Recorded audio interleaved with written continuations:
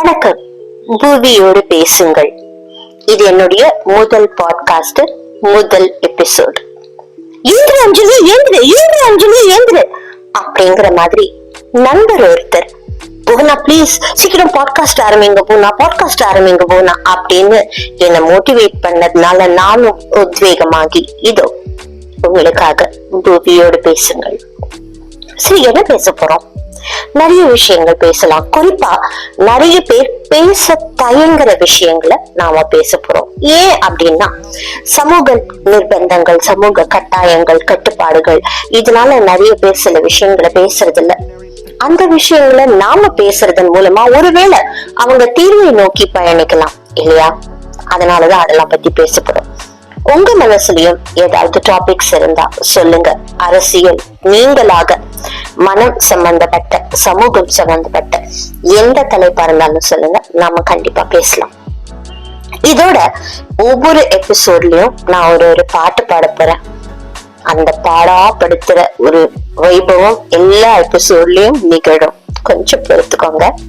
இந்த எபிசோடு அறிமுக episode. So என்ன அப்படிங்கறத நான் சொல்லிட்டேன். சோ என்ன பாட்டு அப்படிங்கறத இப்ப பாக்கலாம்.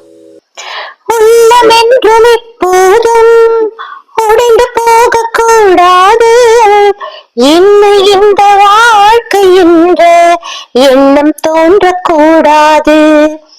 இந்த மனிதன் நெஞ்சுக்குள் காயமில்ல சொல்லுங்கள், காலப்போக்கில் காயமெல்லாம் மறைந்து போகும் மாயங்கள்.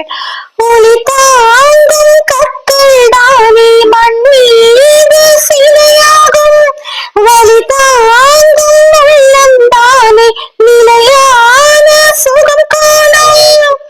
யாருக்கு போராட்டம், கண்ணில் என்ன நீரோட்டம், ஒரு கனவு கண்டால் அதை தினம் முயன்றால் ஒரு நாளில் நிஜமாகும்.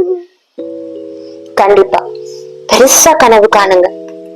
அந்த கனவை பத்தி தினமும் நினைச்சுக்கிட்டு இருங்க. ஒரு நாள் அவை எல்லாம் நிஜமாகும். அது வரைக்கும் பூவியோடு பேசுங்கள், மனம் விட்டு பேசுங்கள். வணக்கம்.